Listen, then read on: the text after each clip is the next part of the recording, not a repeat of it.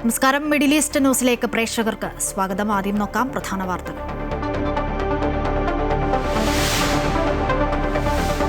ഭീതിയൊഴിയാതെ പശ്ചിമേഷ്യ. Hormuz കടലിടുക്ക് ഉപരോധിക്കുമെന്ന് Donald Trump. നിലപാട് ഇറാനുമായുള്ള സമാധാന ചർച്ചകൾ പരാജയപ്പെട്ടതിന് പിന്നാലെ സമാധാനത്തിന് മുന്നിലെ പ്രധാന തടസ്സം ഇറാന്റെ ആണവ അഭിലാഷങ്ങളെന്ന് ട്രംപ്.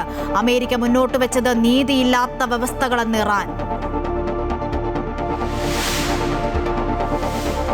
കണ്ണൂർ അഞ്ചരക്കണ്ടി ഡെന്റൽ കോളേജിൽ മരിച്ച വിദ്യാർത്ഥി നിതിൻ അനുഭവിച്ചത് സമാനതകളില്ലാത്ത ക്രൂരത.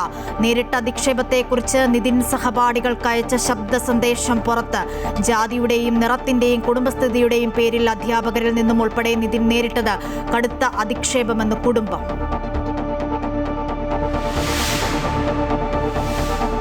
ഭരണവിരുദ്ധ വികാരം എന്ന വാദത്തിന് പ്രസക്തിയില്ലെന്നും മൂന്നാം ടൈം ഉറപ്പെന്നും എം.വി. ഗോവിന്ദൻ. 90-ലേറെ സീറ്റുകൾ നേടുമെന്ന് പാർട്ടി വിലയിരുത്തൽ.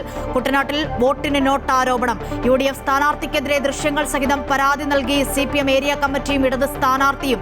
ഭരണത്തിലെത്തുമെന്ന UDFന്റെ അവകാശവാദത്തിന് പിന്നിൽ ഫണ്ട് പിരിവെന്ന് മന്ത്രി മുഹമ്മദ് റിയാസ്.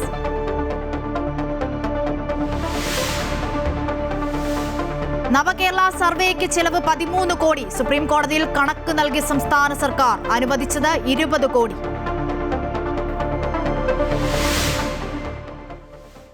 പിന്നണി ഗായിക ആശാ ഭോസ്ലെ വിടവാങ്ങി. അന്ത്യം. 92-ാം വയസ്സിൽ ഹൃദയാഘാതത്തെ തുടർന്ന് മുംബൈയിലെ ആശുപത്രിയിൽ വിടവാങ്ങിയത്. ഇന്ത്യൻ സിനിമാ സംഗീതത്തിന് പുതുഭാവുകത്വമേകിയ ഗായിക. സംസ്കാരം നാളെ വൈകിട്ട് 4-ന് മുംബൈയിലെ ശിവാജി പാർക്കിൽ.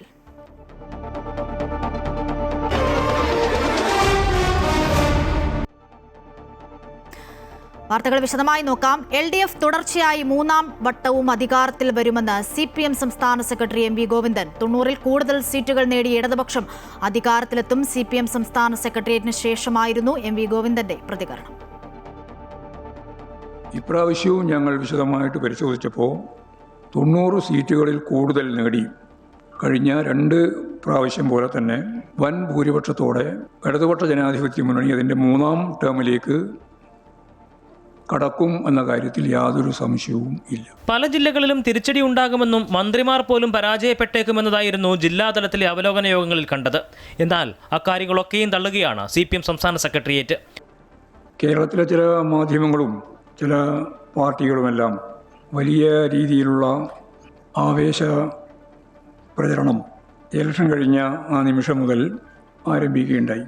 അതിന് അവർ പറഞ്ഞ കാര്യം വോട്ടിംഗ് ശതമാനത്തിലുണ്ടായ വർധനവ് ഭരണവിരുദ്ധ വികാരത്തിൻ്റെ തെളിവായിട്ട് പറഞ്ഞുകൊണ്ടാണ് 100+ലേക്ക് UDF ഭരണത്തിലേക്ക് പോകുന്നു എന്ന പ്രചരണ പ്രവർത്തനം ആരംഭിച്ചത്. എന്നാൽ വസ്തുതാപരമായ കാര്യങ്ങൾ പരിശോധിച്ചാൽ ഈ പ്രചരണത്തിലൊന്നും യാതൊരു അടിസ്ഥാനവുമില്ല എന്ന കാര്യം നമുക്ക് മനസ്സിലാക്കാൻ കഴിയും. പോളിംഗ് അസാധാരണമായി വർദ്ധിച്ചെന്ന പ്രചാരണം അടിസ്ഥാനരഹിതമാണ്. സംസ്ഥാനത്ത് മുൻ നിയമസഭാ തെരഞ്ഞെടുപ്പിനെ അപേക്ഷിച്ച് ഇത്തവണ വോട്ടർമാരുടെ എണ്ണം കുറവായിരുന്നു. 2021-ലെ തെരഞ്ഞെടുപ്പിനെ അപേക്ഷിച്ച് 94 മണ്ഡലങ്ങളിൽ വോട്ടർമാരുടെ എണ്ണം കുറഞ്ഞു. ഇതിന് കാരണം SIR ആണെന്നും M.V. ഗോവിന്ദൻ പറഞ്ഞു. വോട്ടിന് നോട്ട് വിവാദത്തിലും M.V. ഗോവിന്ദൻ പ്രതികരിച്ചു. ഉത്തരേന്ത്യയിൽ കാണുന്നത് പോലെയുള്ള ചില വൈകൃതങ്ങൾ എന്ന് പറഞ്ഞാൽ ശരിയായ രീതിയിലുള്ള വോട്ട് പണം കൊടുത്ത് പിടിക്കുന്നത് നേരിട്ട് കാണുന്നൊരവസ്ഥ അതുവരെ കേരളത്തിൽ കാണുകയുണ്ടായി. പ്രചാരണത്തിന് പിണറായിയെ മാത്രം ഉയർത്തി കാണിച്ചുവെന്ന വിമർശനത്തിനും മറുപടി നൽകി. അങ്ങനെ ഉയർത്തി കാണിച്ചിട്ടില്ലല്ലോ. ഇവിടെ കേരളത്തിൽ ഇടതുപക്ഷ ജനാധിപത്യ മുന്നണിയല്ലേ ഉയർത്തി കാണിച്ചത്.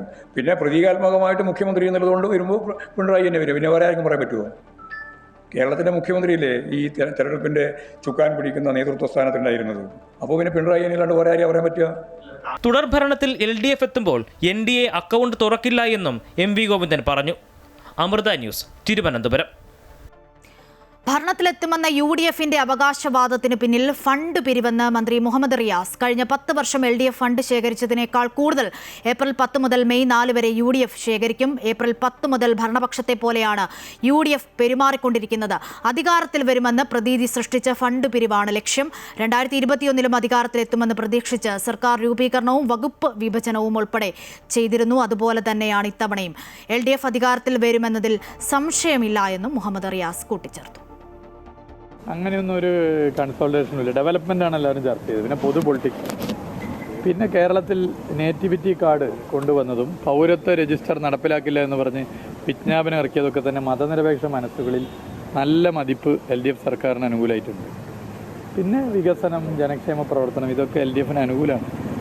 ഒരു LDF സർക്കാർ തന്നെ കേരളത്തിൽ തുടരും. മറ്റേത് ഞാനീ പറഞ്ഞ പോലെ ഇങ്ങനെ പറഞ്ഞു പോകാന്നുള്ളതാണ്. അത് കഴിഞ്ഞ വോട്ടെടുപ്പ് കഴിഞ്ഞ് 2021 വോട്ടെണ്ണൽ വരെയുള്ള UDF നേതാക്കന്മാരുടെ ബൈറ്റ് എടുത്ത് പരിശോധിച്ചാൽ, പ്രതികരണങ്ങൾ പരിശോധിച്ചാൽ ഇതിൻ്റെ അപ്പുറമായിരുന്നു പറഞ്ഞത്.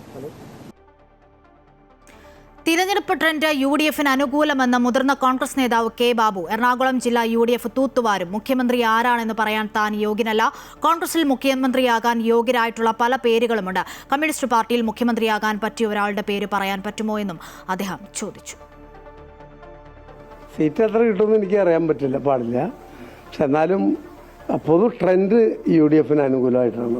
അല്ല, അദ്ദേഹത്തിനാണ് അത് അറിയാവൂ. കാരണം കേരളം മുഴുവൻ പര്യടനം നടത്തിയത് അദ്ദേഹമാണ്.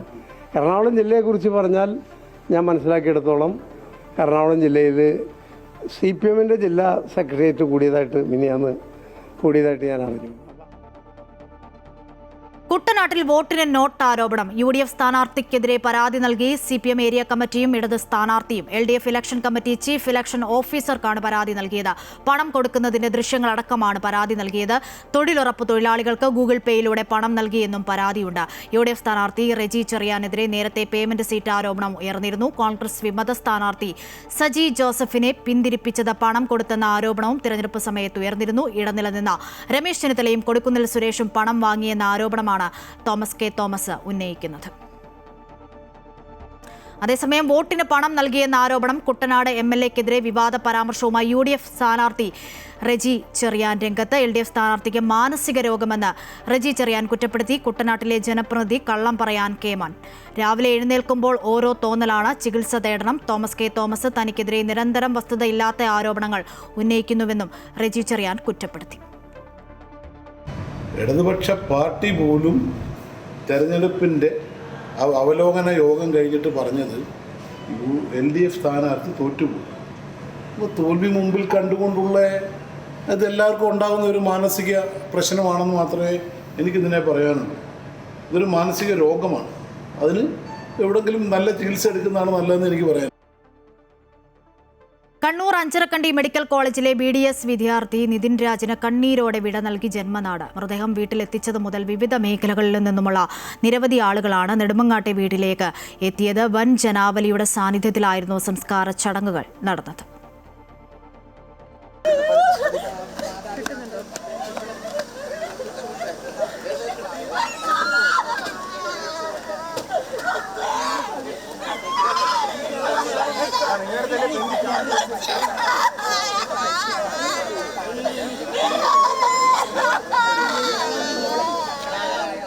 ഡോക്ടറുടെ കുപ്പായമിട്ട് മകൻ വരുന്നത് കാത്തിരുന്ന അച്ഛൻ്റെയും അമ്മയുടെയും സഹോദരങ്ങളുടെയും മുന്നിലേക്കാണ് നിതിൻ്റെ ചേതനയേറ്റ ശരീരം ഇങ്ങനെ വെള്ളത്തുണിയിൽ പൊതിഞ്ഞെത്തിച്ചത്.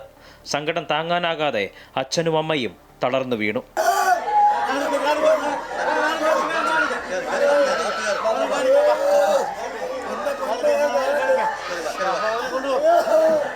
നാടിൻ്റെ അഭിമാനമാകേണ്ടിയിരുന്ന വിദ്യാർത്ഥി അവസാനമായി ഒരു നോക്ക് കാണാൻ നിരവധി ആളുകളാണ് എത്തിയത്. വീട്ടിൽ നിന്നും ആരംഭിച്ച വിലാപയാത്രയിലും നൂറുകണക്കിന് ആളുകൾ പങ്കെടുത്തു. ഒടുവിൽ സ്വപ്നങ്ങൾ പാതി വഴിയിൽ അവസാനിപ്പിച്ച നിതിൻ യാത്രയായി.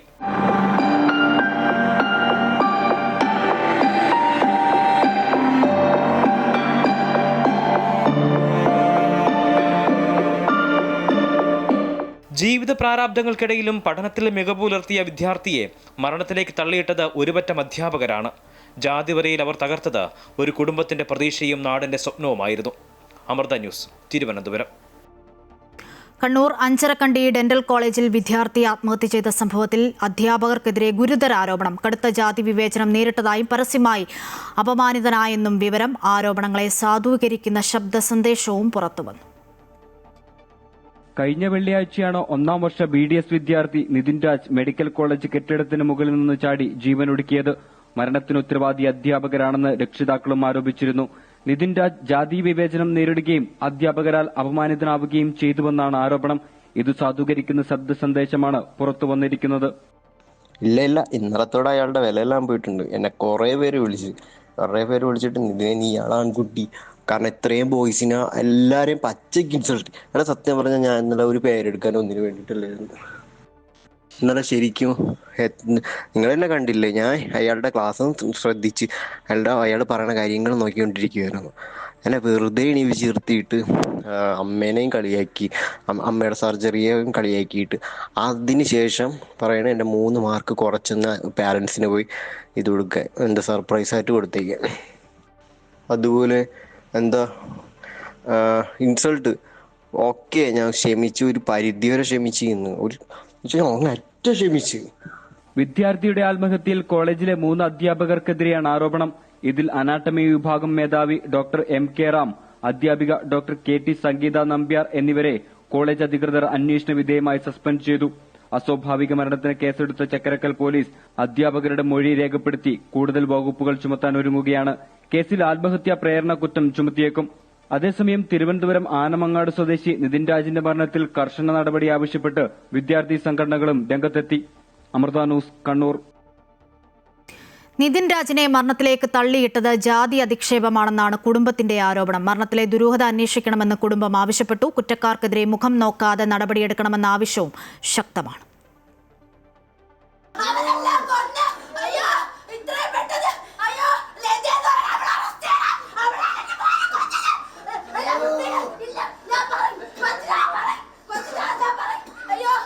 നിതിന്റെ മരണത്തിൽ ദുരൂഹതയുണ്ടെന്ന് കുടുംബം ആരോപിക്കുന്നു. റാഗിങ്ങിനിരയായി മരിച്ച സിദ്ധാർത്ഥന്റെ അമ്മയും നിതിന്റെ വീട്ടിലെത്തിയിരുന്നു.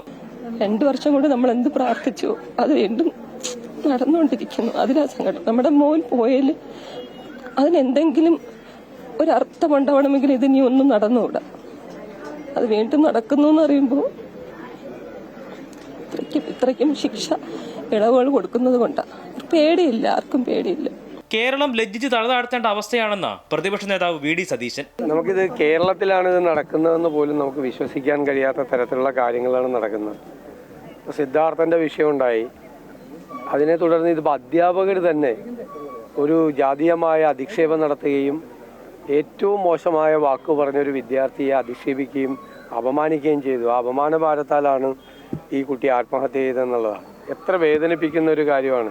ഒരു കുടുംബത്തിൻ്റെ എല്ലാ സ്വപ്നവും പ്രതീക്ഷയും വീട് പോലും സ്വന്തമായിട്ടില്ലാതെ എല്ലാം കുടുംബത്തിലുള്ളതെല്ലാം നഷ്ടപ്പെടുത്തി ഒരു മകനെ പഠിപ്പിച്ചുകൊണ്ടിരുമ്പോൾ ആ മകൻ്റെ ശവശരീരം ഏറ്റുവാങ്ങേണ്ടി വന്നൊരു കുടുംബത്തിൻ്റെ ഗതികേടെന്താ? നമ്മളെല്ലാം അപമാന ഭാരത്താൽ തലകുനിച്ച് നിൽക്കണമെന്നാണ് എനിക്ക് തോന്നുന്നത്. വിഷയത്തിൽ പ്രതിഷേധം ശക്തമാക്കുമെന്നും നിയമനിർമ്മാണം ആവശ്യമാണെന്നും SFI. ഈ ക്യാമ്പസുകളിലൊക്കെയും സ്വകാര്യ ക്യാമ്പസുകളിലൊക്കെയും വിദ്യാർത്ഥി സംഘടനാ പ്രവർത്തനം നിർബന്ധമാക്കണം. അതിലൊരു സംശയവും ഉണ്ടാവരുത്. കേരളത്തിലെ ഏത് സർക്കാർ ക്യാമ്പസിലാണ് ഇങ്ങനത്തെ ഒരു സ്ഥിതി ഉണ്ടാകുന്നത് അത് പ്രത്യേകം നമ്മൾ നോക്കണം. അപ്പോൾ അതുകൂടി മനസ്സിലാക്കിക്കൊണ്ട് ഞങ്ങൾ ശക്തമായ പ്രതിഷേധം നടത്തും. നാളെ അങ്ങോട്ടേക്ക് SFIയുടെ കണ്ണൂർ ജില്ലാ കമ്മിറ്റിയുടെ നേതൃത്വത്തിൽ മാർച്ച് സംഘടിപ്പിക്കും. നിതിൻ്റേത് ഒറ്റപ്പെട്ട സംഭവമല്ല എന്ന് പറയുമ്പോൾ ആ സ്ഥാപനത്തിനും അധ്യാപകർക്കും അതിന്റെ അധികാരികൾക്കും എതിരെ ഉയരുന്നത് അതിഗുരുതര ആരോപണമാണ്. ശക്തമായ നടപടി തന്നെയാണ് ഇത്തരം സംഭവങ്ങൾ ആവർത്തിക്കാതിരിക്കാനുള്ള മാർഗം. അമൃത ന്യൂസ്, തിരുവനന്തപുരം. ഇറാനുമായുള്ള സമാധാന ചർച്ചകൾ പരാജയപ്പെട്ടതിന് പിന്നാലെ ഹോർമുസ് കടലിടുക്ക് ഉപരോധിക്കുമെന്ന മുന്നറിയിപ്പുമായി അമേരിക്കൻ പ്രസിഡന്റ് ഡൊണാൾഡ് ട്രംപ്. ഇറാന്റെ ആണവ അഭിലാഷങ്ങളാണ് സമാധാനത്തിന് മുന്നിലുള്ള പ്രധാന തടസ്സമെന്നും ട്രംപ് പറയുന്നു. ഹോർമൂസ് കടലിടുക്കിലൂടെയുള്ള എല്ലാ കപ്പൽ ഗതാഗതവും തടയാനാണ് US നാവികസേനയോട് പ്രസിഡന്റ് ഡൊണാൾഡ് ട്രംപ് ഉത്തരവിട്ടത്. ഇറാനിലേക്ക് പോകുന്നതോ ഇറാനിൽ നിന്ന് വരുന്നതോ ആയ കപ്പലുകൾ മാത്രമല്ല, ആ പാത ഉപയോഗിക്കുന്ന മുഴുവൻ കപ്പലുകളെയും നിരീക്ഷിക്കാനും തടയാനുമാണ് നിർദ്ദേശം. ഇറാന്റെ ആണവ പദ്ധതികളോടുള്ള വിട്ടുവീഴ്ചയില്ലാത്ത സമീപനമാണ് അമേരിക്കയെ ഇത്തരമൊരു നീക്കത്തിന് പ്രേരിപ്പിച്ചതെന്ന് ട്രംപ് വ്യക്തമാക്കുന്നു. ഹോർമൂസ് കടലിടുക്ക് ഉപരോധിക്കുക വഴി ഇറാന്റെ വരുമാനത്തിന്റെ പ്രധാന സ്രോതസ്സായ എണ്ണ കയറ്റുമതി തടയുന്നതിലൂടെ അവരെ സാമ്പത്തികമായി സമ്മർദ്ദത്തിലാക്കുക എന്നതാണ് അമേരിക്ക ലക്ഷ്യമിടുന്നത്. നയതന്ത്ര ചർച്ചകളിൽ നിന്ന് നേരിട്ട് സൈനികമോ സാമ്പത്തികമോ ആയ കടുത്ത നടപടികളിലേക്ക് മാറുന്ന രീതിയാണ് ട്രംപ് ഇപ്പോൾ സ്വീകരിക്കുന്നത്. ട്രംപിന്റെ പ്രസ്താവനയോടെ പശ്ചിമേഷ്യൻ പ്രതിസന്ധി പുതിയ ഘട്ടത്തിലേക്ക് കടക്കുകയാണ്. ആണവ നിരോധനത്തിന് ഇറാൻ തയ്യാറാകാത്ത പക്ഷം മേഖലയിൽ സമാധാനം പുനഃസ്ഥാപിക്കുക അസാധ്യമായി മാറും. ഇറാൻ സൈനികമായി പ്രതികരിക്കാൻ സാധ്യതയുള്ളതിനാൽ പേർഷ്യൻ ഗൾഫ് മേഖലയിൽ യുദ്ധക്കപ്പലുകളുടെ വിന്യാസം വർദ്ധിച്ചേക്കാം. പാത തടസ്സപ്പെട്ടാൽ അന്താരാഷ്ട്ര വിപണിയിൽ ഇന്ധനവില കുതിച്ചുയരും. ഇന്ത്യ ഉൾപ്പെടെയുള്ള രാജ്യങ്ങളെ ഇത് സാരമായി ബാധിക്കും. News desk, Amrita TV. Hormuz കടലിടുക്ക് ഒരിക്കലും ഇറാന്റെ സ്വന്തമാകില്ലെന്ന് UAE വ്യവസായ നൂതന സാങ്കേതിക വകുപ്പ് മന്ത്രിയും അഡ്നോക്ക് സിഇഒയുമായ സുൽത്താൻ അൽ ജാബർ. ഹോർമുസിലെ ഏതെങ്കിലും തരത്തിലുള്ള തടസ്സം ലോകമെമ്പാടുമുള്ള ഊർജ്ജം, ഭക്ഷണം, ആരോഗ്യ സുരക്ഷ എന്നിവയ്ക്ക് ഭീഷണിയാകുമെന്നും അദ്ദേഹം എക്സിൽ കുറിച്ചു. അത്തരം കീഴ്വഴക്കങ്ങൾ അനുവദിക്കരുതെന്നും അദ്ദേഹം നിർദ്ദേശിച്ചു. ഫെബ്രുവരി 28 ശേഷം കുറഞ്ഞത് 22 കപ്പലുകളെങ്കിലും ആക്രമണം നേരിട്ടിട്ടുണ്ടെന്നും 10 ജീവനക്കാർ മരണപ്പെട്ടുവെന്നും അദ്ദേഹം കുറിപ്പിൽ ചൂണ്ടിക്കാണിക്കുന്നു.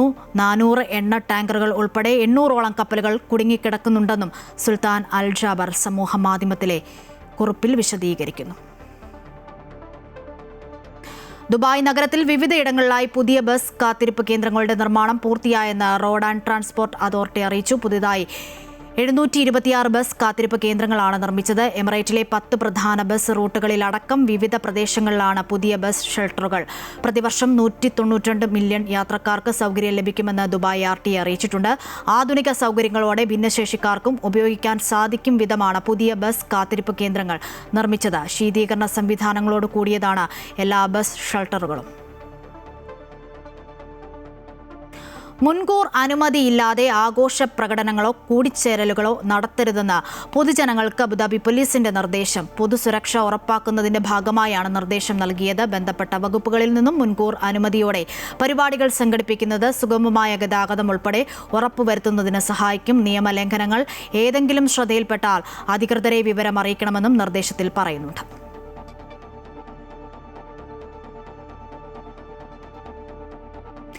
മേഖലയിലെ സംഘർഷത്തിനിടെ ഇറാൻ നടത്തിയ ആക്രമണങ്ങളിൽ തകരാറിലായ സൗദി അറേബ്യയുടെ ഊർജ്ജ കേന്ദ്രങ്ങളും ഈസ്റ്റ് വെസ്റ്റ് പൈപ്പ് ലൈനും പൂർണ്ണ ശേഷി കൈവരിച്ചതായി സൗദി ഊർജ്ജ മന്ത്രാലയം അറിയിച്ചു. ആക്രമണത്തെ തുടർന്ന് തടസ്സപ്പെട്ട എണ്ണ ഉൽപ്പാദനവും വിതരണവും പുനഃസ്ഥാപിച്ചതായി മന്ത്രാലയം വ്യക്തമാക്കി. പൈപ്പ് ലൈൻ വഴിയുള്ള വിതരണത്തിൽ പ്രതിദിനം 7 ലക്ഷം ബാരലിന്റെ കുറവുണ്ടായപ്പോൾ മനിഫ ഖൊറൈസ് എണ്ണപ്പാടങ്ങളിൽ നിന്നും 3 ലക്ഷം ബാരൽ വീതവും കുറഞ്ഞിരുന്നു. എന്നാൽ അറ്റകുറ്റപ്പണികൾ പൂർത്തിയായതോടെ മനിഫ എണ്ണപ്പാടത്തെ ഉൽപ്പാദനശേഷി ഇപ്പോൾ പ്രതിദിനം 3 ലക്ഷം ബാരലായി തിരിച്ചുപിടിച്ചിട്ടുണ്ട്. ഖൊറൈസ് എണ്ണപ്പാടത്തെ പ്രവർത്തനങ്ങൾ ഇപ്പോഴും പുരോഗമിച്ചു വരികയാണെന്നും മന്ത്രാലയം വ്യക്തമാക്കി.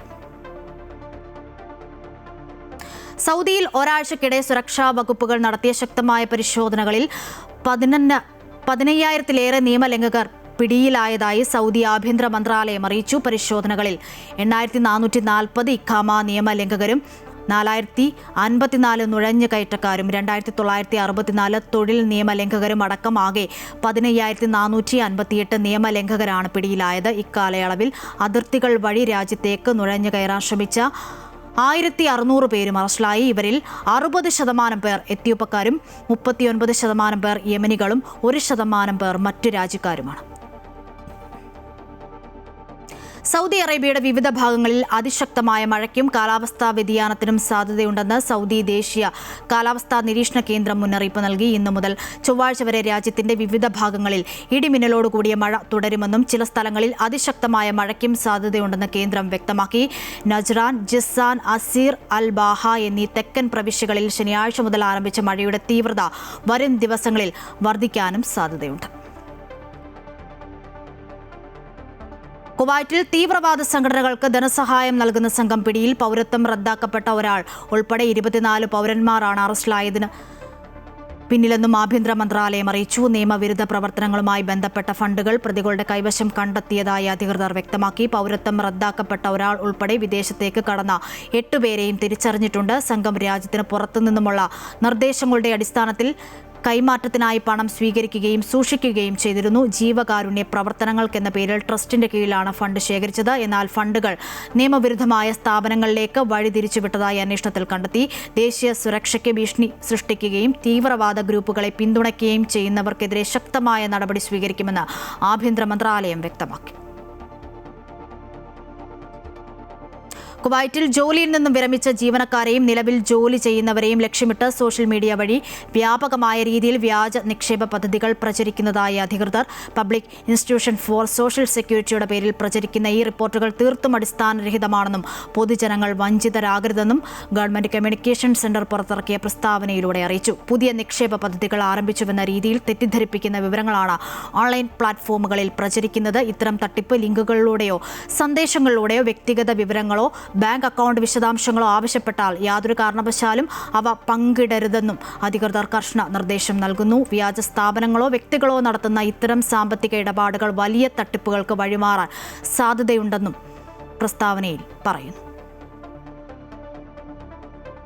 ഇനി മറ്റു വാർത്തകൾ നോക്കാം. സംസ്ഥാന സർക്കാരിന്റെ നവകേരള സർവേക്ക് ഇതുവരെ ചിലവായത് 13.4 കോടി രൂപ. ചിലവ് ഉൾപ്പെടുന്ന വിശദമായ റിപ്പോർട്ട് സംസ്ഥാന സർക്കാർ സുപ്രീം കോടതിയിൽ സമർപ്പിച്ചു. നവകേരള സർവേ ഹൈക്കോടതി റദ്ദാക്കിയെങ്കിലും സുപ്രീം കോടതി അനുമതി നൽകിയിരുന്നു. സംസ്ഥാന സർക്കാരിന്റെ പ്രവർത്തനങ്ങളും വികസന പദ്ധതികളെക്കുറിച്ചും ജനങ്ങളുടെ അഭിപ്രായം തേടുന്നതിനുള്ള നവകേരള സർവേക്ക് ഇതുവരെ 13 കോടി രൂപ ചിലവായി. സംസ്ഥാന സർക്കാർ സുപ്രീം കോടതിയിൽ നൽകിയ കണക്ക് വിവരങ്ങളിലാണ് ഇക്കാര്യം വ്യക്തമാക്കിയത്. പദ്ധതിക്കായി 20 കോടി രൂപ അനുവദിച്ചതിൽ ഇതുവരെ ചിലവായത് 13.04 കോടി രൂപയാണ്. ബ്രോഷറിന് 5.54 കോടിയും കത്തിന് 1 കോടി രൂപയും ചിലവഴിച്ചു. സർവേ നടത്തുന്ന വളണ്ടിയർമാരുടെ യാത്രയ്ക്ക് 1.45 കോടി രൂപയും ചിലവായി. നവകേരള സർവേ രാഷ്ട്രീയ ലക്ഷ്യത്തോടെയുള്ള വിവരശേഖരണമാണെന്ന് ചൂണ്ടിക്കാട്ടി കേരള ഹൈക്കോടതി സർവേ റദ്ദാക്കിയിരുന്നു. എന്നാൽ ഇതിനെതിരെ സർക്കാർ സുപ്രീം കോടതിയിൽ ഹർജി നൽകി. ഹൈക്കോടതി ഉത്തരവ് സ്റ്റേ ചെയ്ത സുപ്രീം കോടതി സർവേക്ക് അനുമതി നൽകുകയായിരുന്നു. ക്ഷേമ പദ്ധതികളെക്കുറിച്ച് ജനങ്ങളോട് അഭിപ്രായം ചോദിക്കുന്നതിൽ തെറ്റില്ലെന്നും കൃത്യമായ കണക്ക് വിവരങ്ങൾ ബോധിപ്പിക്കണമെന്നും സുപ്രീം കോടതി അന്ന് വ്യക്തമാക്കിയിരുന്നു. ഏകദേശം 95 ലക്ഷം വീടുകളിൽ നേരിട്ടെത്തി വിവരശേഖരണം നടത്താനായിരുന്നു നവകേരള സർവേയുടെ ലക്ഷ്യം. അമൃത ന്യൂസ്, ന്യൂഡൽഹി. നിയമസഭാ തിരഞ്ഞെടുപ്പിന് മുന്നോടിയായി തെക്കൻ തമിഴ്നാടിനെ ഇളക്കിമറിച്ച് TVK അധ്യക്ഷൻ വിജയുടെ റോഡ് ഷോ. കന്യാകുമാരിയിൽ തുറന്ന വാഹനത്തിൽ നിന്നും ഇറങ്ങി പ്രവർത്തകരുടെയും ആരാധകരുടെയും ഇടയിലേക്ക് സൈക്കിൾ ചവിട്ടിയെത്തിയാണ് വിജയ് എത്തിയത്. DMKയെ കടന്നാക്രമിച്ച വിജയ് വിപ്ലവകരമായ വാഗ്ദാനങ്ങളാണ് മുന്നോട്ട് വെച്ചത്. സംസ്ഥാനത്തെ സർക്കാർ ഓഫീസുകൾ സാധാരണക്കാരെ പീഡിപ്പിക്കുന്ന കേന്ദ്രങ്ങളായി മാറിയിരിക്കുകയാണെന്ന് വിജയ് കുറ്റപ്പെടുത്തി. ജനങ്ങൾക്ക് സേവനങ്ങൾ ലഭിക്കാൻ സർക്കാർ ഓഫീസുകൾ കയറി ഇറങ്ങേണ്ടി വരില്ല എന്നതാണ് TVKയുടെ പ്രധാന വാഗ്ദാനം. പ്രശസ്ത ഗായിക ആശാ ഭോസ്ലെ വിടവാങ്ങി. 92 വയസ്സായിരുന്നു. മുംബൈ ബ്രീച്ച് കാൻഡി ആശുപത്രിയിലാണ് അന്ത്യം. വിവിധ ഭാഷകളിലായി 12,000-ലധികം ഗാനങ്ങളിലൂടെ പ്രേക്ഷക ഹൃദയങ്ങളിൽ ഇടം നേടിയ ആശാ ഭോസ്ലെ രാജ്യം ദാദാ സാഹേബ് ഫാൽക്കെ അവാർഡും പത്മവിഭൂഷണും നൽകി ആദരിച്ചിട്ടുണ്ട്.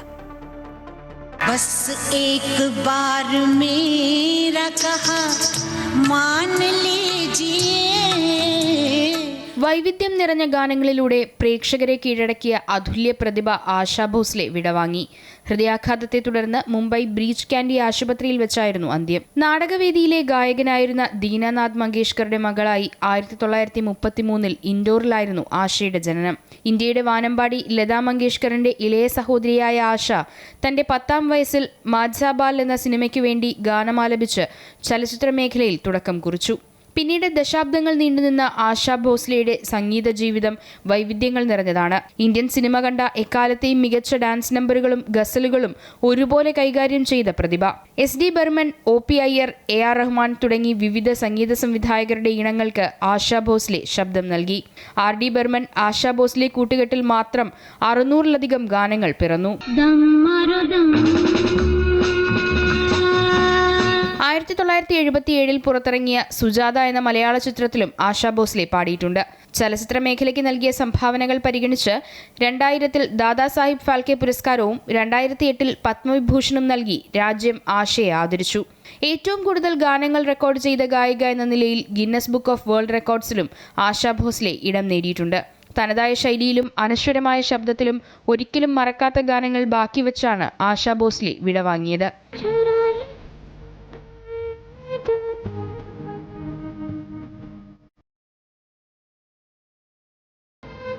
അമൃത ന്യൂസ്, ന്യൂഡൽഹി. വനിതാ സംവരണ ബില്ലിന് പിന്തുണ തേടി എല്ലാ MPമാർക്കും കത്തയച്ച് പ്രധാനമന്ത്രി നരേന്ദ്രമോദി. സ്ത്രീകൾ നയിക്കുമ്പോൾ സമൂഹം കൂടുതൽ ശക്തിയോടെ മുന്നേറുമെന്നും പ്രധാനമന്ത്രി കത്തിൽ ചൂണ്ടിക്കാട്ടി. അതേസമയം വനിതാ സംവരണ ബിൽ ധൃതി പിടിച്ച് പാസ്സാക്കുന്നതിൽ രാഷ്ട്രീയ ലക്ഷ്യമുണ്ടെന്ന് കോൺഗ്രസ് ആരോപിച്ചു. ഈ മാസം 16 മുതൽ 18 വരെ ചേരുന്ന പാർലമെന്റ് സമ്മേളനത്തിലാണ് നാരി ശക്തി വന്ദൻ അഭിയാൻ എന്ന വനിതാ സംവരണ ബിൽ അവതരിപ്പിച്ച് പാസാക്കാൻ കേന്ദ്ര സർക്കാർ ഉദ്ദേശിക്കുന്നത്. വനിതകൾക്ക് 33% സംവരണം നൽകുന്ന ബില്ലിന് പിന്തുണ തേടി പ്രധാനമന്ത്രി നരേന്ദ്രമോദി എല്ലാ MPമാർക്കും കത്ത് നൽകി. വനിതാ സംവരണം ജനാധിപത്യത്തെ ശക്തിപ്പെടുത്തുമെന്നും സ്ത്രീകൾ നയിക്കുമ്പോൾ സമൂഹം ശക്തിയോടെ മുന്നേറുമെന്നും പ്രധാനമന്ത്രി വ്യക്തമാക്കി. അടുത്ത ലോക്സഭാ നിയമസഭാ തെരഞ്ഞെടുപ്പുകൾ വനിതാ സംവരണത്തോടെ നടപ്പാക്കണമെന്നും എല്ലാ രാഷ്ട്രീയ പാർട്ടികളും ഒറ്റക്കെട്ടായി നിന്ന് ബില്ല് പാസാക്കണമെന്നും പ്രധാനമന്ത്രി ആവശ്യപ്പെട്ടു. പാർലമെന്റ് സമ്മേളനത്തിൽ BJP എല്ലാ അംഗങ്ങൾക്കും വിപ്പ് നൽകിയിട്ടുണ്ട്. അതേസമയം വനിതാ സംവരണ ബിൽ ധൃതി പിടിച്ച് പാസാക്കുന്നതിൽ രാഷ്ട്രീയ ലക്ഷ്യമുണ്ടെന്ന് പ്രധാനമന്ത്രിക്ക് എഴുതിയ മറുപടിയിൽ കോൺഗ്രസ് അധ്യക്ഷൻ മല്ലികാർജ്ജുന ഖാർഗെ ആരോപിച്ചു. ബില്ലിന്റെ തുടർ നടപടികളിൽ വ്യക്തത വരുത്താൻ അടിയന്തരമായി സർവകക്ഷി യോഗം വിളിക്കണമെന്നും അദ്ദേഹം ആവശ്യപ്പെട്ടു. തെരഞ്ഞെടുപ്പ് വേളയിലെ ഈ നീക്കം മാതൃകാ പെരുമാറ്റച്ചട്ടത്തിന്റെ ലംഘനമാണെന്നും ഖാർഗെ ചൂണ്ടിക്കാട്ടി. വനിതാ സംവരണ ബില്ലിൽ എതിർപ്പില്ലെന്നും എന്നാൽ അത് നടപ്പാക്കുന്ന രീതിയിലും സമയത്തിലും ആശങ്കയുണ്ടെന്നും പ്രതിപക്ഷാംഗങ്ങൾ പ്രതികരിച്ചിരുന്നു. അമൃത ന്യൂസ്, ന്യൂഡൽഹി.